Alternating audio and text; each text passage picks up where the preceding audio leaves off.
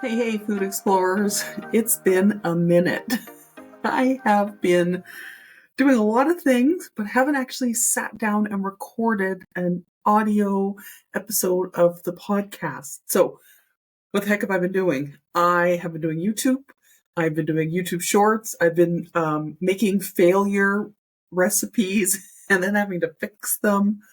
Lots of articles on Substack, so it's kind of been really busy doing all those things. But today I was like, you're sitting down, you're recording an episode, so here I am.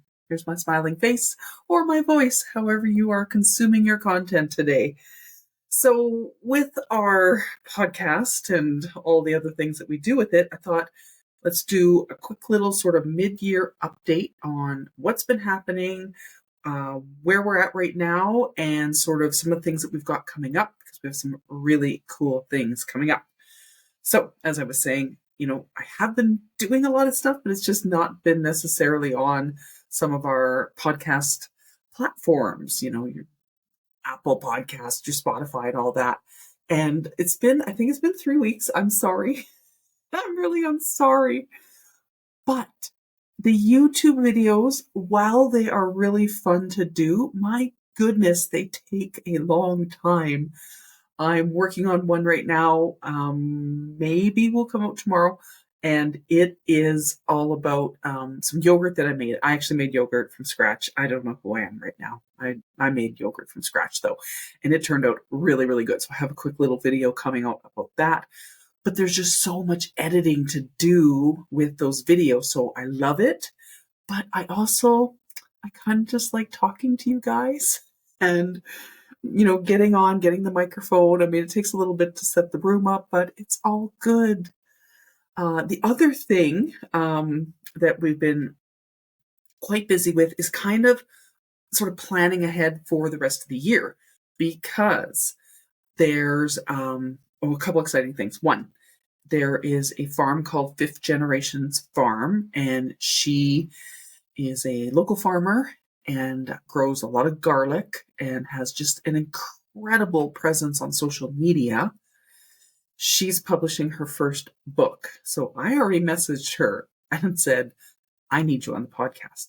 So it just so happens, like serendipity, I am leaving next week to go teaching for a month up a little bit south from here, a couple hours away. And her farm is really close to where I'm going to be teaching. So what I might go do is go and get some of the B-roll when, everything is lush and green.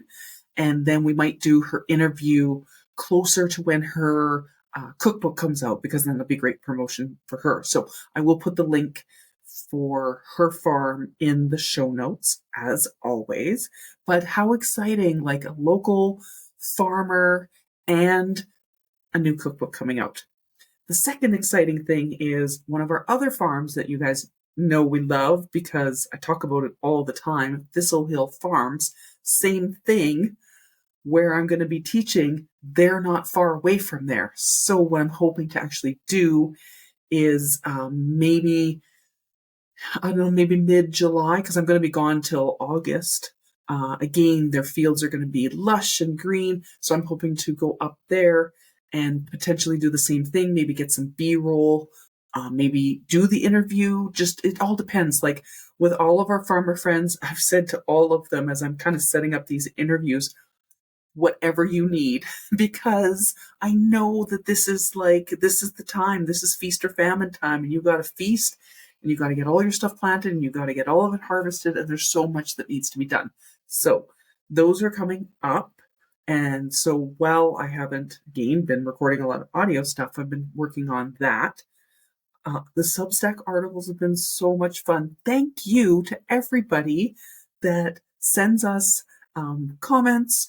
I just got the funniest, cutest little email today from somebody. We just put an article about herbs out. And Jason will mock me later because he says that I don't say herbs properly. It's herbs. I don't care. It's herbs. That's what I call it. But she sent us a funny little email afterwards saying that her cat got into her chives and like demolished her chive patch. And I'm thinking to myself, what kind of crazy kitty eats chives? But she'd let us know that just kind of a little funny backstory. So we've been getting lots of so people. It's funny because people aren't necessarily writing their comments on the Substack. Please do though. I love seeing your comments. It's super duper fun.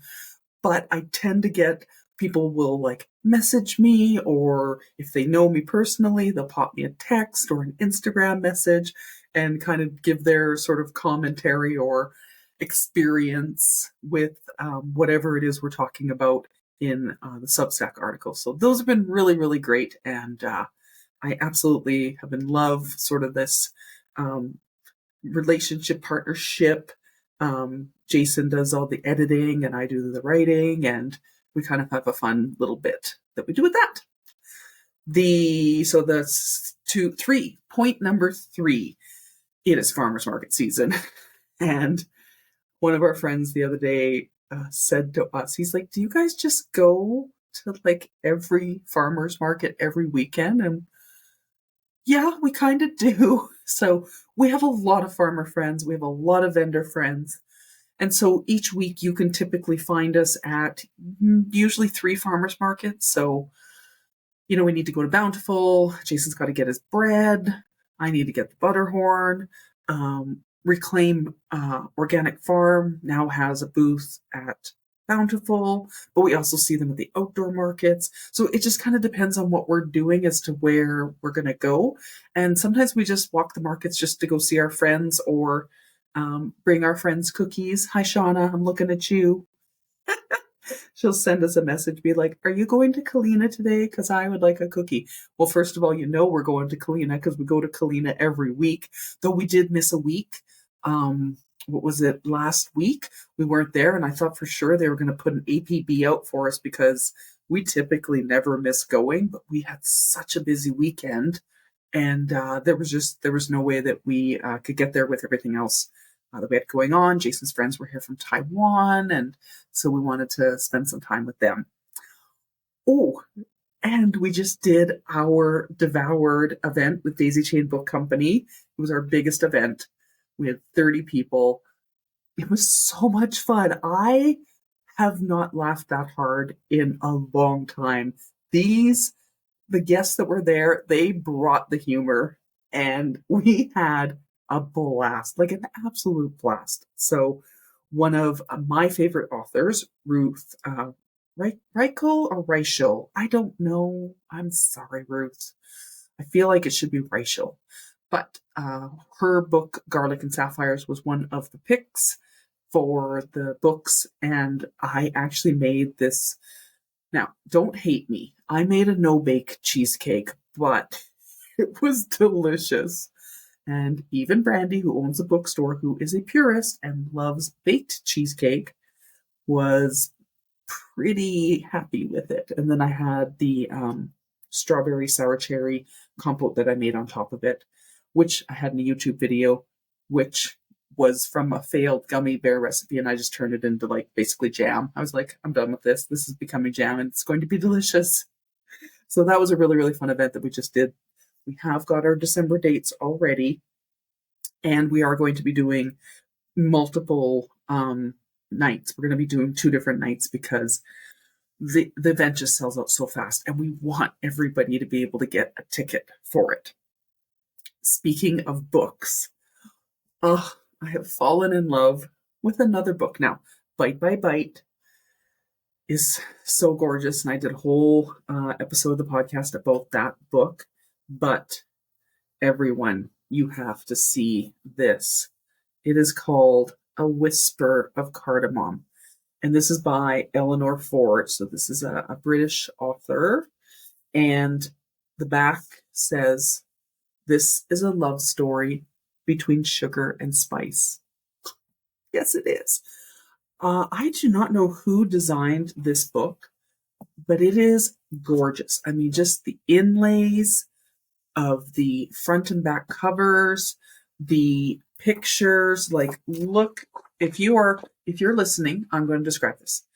She has these beautiful sort of watercolor kind of art deco, beautiful pictures for each chapter. So the chapter called Sweet and Warming has all these beautiful violet hummingbirds sitting in beautiful greenery. And then she has little bits of the spices sort of sprinkled through the picture. She has an incredible section. This is one of the reasons that I wanted to get this book, is because I want to really kind of deep dive into her section, which is all about the spice or the herb. And she actually has them done as pie charts. And with the pie charts, she has, so let's take lime leaf. Okay, so lime leaf. Why does she love lime leaf? What matches with lime leaf, and how to extract the flavor. So basically, like the general use. Is there something you need to do before you use this product? And then she has sort of the tasting wheel, tasting notes of each individual spice. There's a history of spice trade in here, where they came from. And then the recipe section is actually divided by the herb or the spice. So if it's a vanilla section, so then it has all the different recipes on vanilla. If it's the fennel section, it has all the recipes that are with fennel.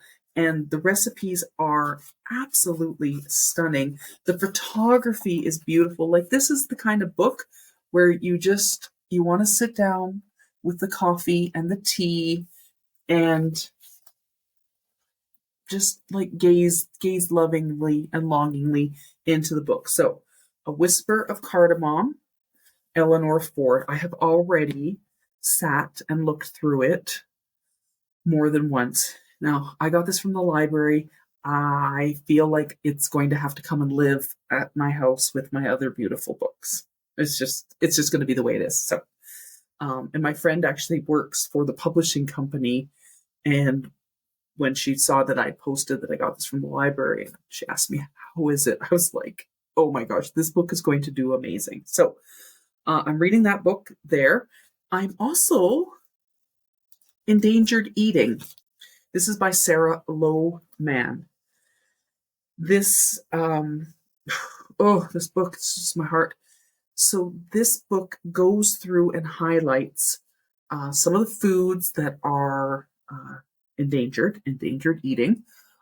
But why? Like, what is happening with the dates? What is happening with carob? What is happening with, a number of different foods that she has in this book? And, it's about American food traditions and what's in danger of being lost. What can you do to save them? But it's really, really fascinating. And as I was telling you, I think, oh my gosh, I can't remember what episode that was in, but The Arc of Taste, which is by Slow Food International. So what they've done in The Arc of Taste is they've actually identified foods that are culturally significant, foods that are unique foods that maybe they only grow in a certain area, and foods that are potentially in danger of being lost because, moving away from traditional practices of making and creating those foods. And so this kind of ties in really nicely with that. Heirloom cider apples, Carolina African runner peanuts, dates, and all these different foods. So this is the other book that I have been diving into lately. So Endangered Eating, Sarah Lohman. And like I said, we just put an article about herbs. Oh, I don't like saying it like that. It's herbs.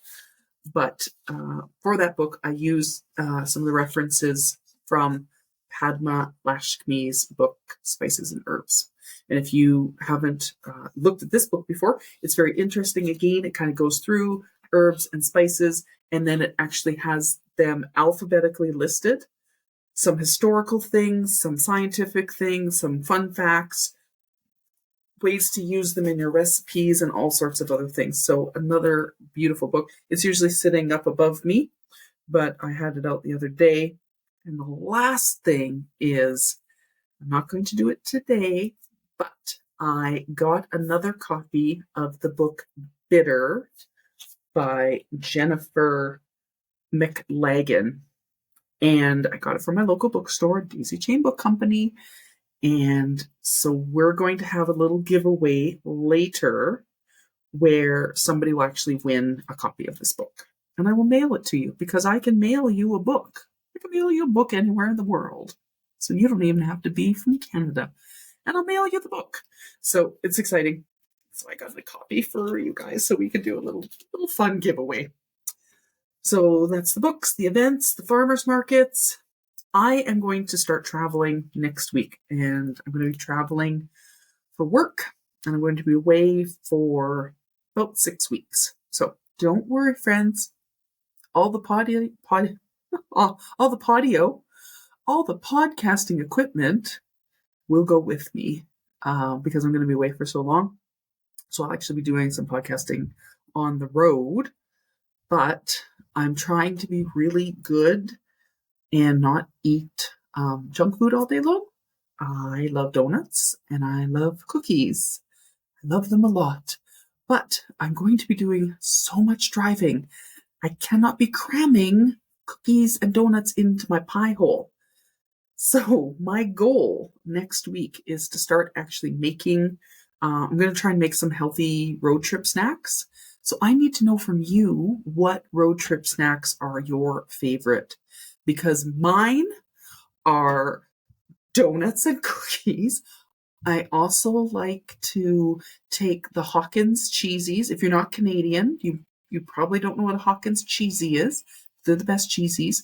And I mix them with the Ripple chips. And I will eat that. And I will eat the whole bag in a record amount of time. Again, this is not the healthiest, most sustainable option for the amount of driving that I'm going to be doing. So tell me your go-to snacks, because all I got right now is I might get motivated enough to make granola bars. I might not, though. Actually, I'm just looking. I have a lot of rolled oats, so I might convince myself to make energy balls. So just oats, dates, cocoa powder, and then something else, peanut butter or something like that. Maybe protein powder or something like that. But I need your help. So I'm leaving next week. Send me your ideas. And I do have everything written down here because I want to make sure I didn't miss anything. So, oh, preparing for fall. If you are somebody that likes to do canning and preserving, have you started getting stuff now? Because we're really kind of hitting our stride with season. So seasonal eating, seasonal fruits and vegetables. So I'm wondering if any of you out there have already started. Maybe, I don't know, maybe you do pickled carrots. Maybe you make sauerkraut. Let me know if you've already started getting stuff. Or do you make jam? I have seen quite a few people at the farmers markets walking out with flats of fruit. We actually saw a woman the other day, and she had one of those wagons behind her, and it was stacked with flats of fruit. So I have a feeling she was either making a whole bunch of pies or a whole bunch of jam, or I have no idea what she was making. So if you are doing any of that canning or preparing for the fall, let me know. I'd love to hear what you're doing. And the last thing, I'm looking forward to these interviews coming up that we're going to do sort of the on location and with the farmers. It'll be the first year. I'm actually nervous. Okay, I know I shouldn't be nervous. I'm not nervous to do the interview. I love doing the interview. I'm always nervous that something will go wrong with my recording equipment. And it's really funny because I did a video last week and it was all about these strawberry gummies. Oh my gosh, you guys, like these strawberry gummies. I failed at this recipe multiple times. It's up on YouTube. I'll link it below. But I had recorded final part of the segment. I was editing everything. I was like, oh my gosh, I just got like 5 more minutes. I've been sitting here for 4 hours editing. And I realized that in the segment, the last one, when I was adjusting the microphone, I had a wireless mic on. I had muted it. So this whole section of me waving my hands around with no sound. Embarrassing. So I had to record it again. So I'm always just worried like that something will happen. So we'll see. We'll get it all set up. I have a tripod that I need to find a part for and all sorts of other stuff. So anyways, I just wanted to do a quick little, here's where we're at. So summer's in full swing. I'm going away. We've got lots of YouTube videos up. If you haven't binged the YouTube videos yet, head over there, binge those videos. There's a video with me and my dad. There's a video with, again, me failing at the strawberry gummy recipe. My goodness, there's a whole bunch of stuff up there. And then, of course, the Substack. Again, all the links will be in the show notes. I appreciate all of you. I was actually looking at the stats the other day to see how we're doing. And I know that we're a really tiny little podcast right now, but every time I see that somebody has downloaded it or put a thumbs up or left a nice comment about the episode, it really does make me really happy. So whatever platform you're listening on, please make sure to subscribe. And with that, that's this week's episode, the Food Explorer podcast. I heart all of you. Thank you for being here. Have a wonderful morning, evening, afternoon, wherever you're at. I hope it's great. Thank you.